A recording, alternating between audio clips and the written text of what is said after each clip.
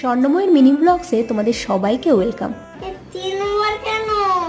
একটু বেশি বেশি দিচ্ছে। বেশি দিস না।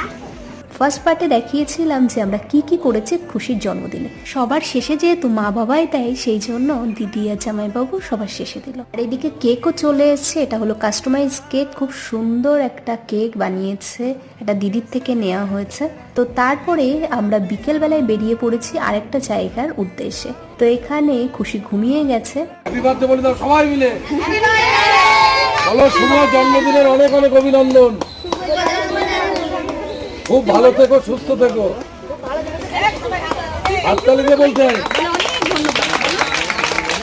আশা করি তোমরা ভিডিওতে বুঝতেই পেরেছো, তারপরেও আমি বলে দিই। তো খুশির মা আর বাবা মিলে এসে খুশিকে নিয়ে এসতো বাচ্চাদের একটা জায়গাতে। এখানে তাদেরকে একটু খাবার দাবার দেওয়া হচ্ছে এবং খুবই মজা হলো, খুবই একটা নতুন এক্সপিরিয়েন্স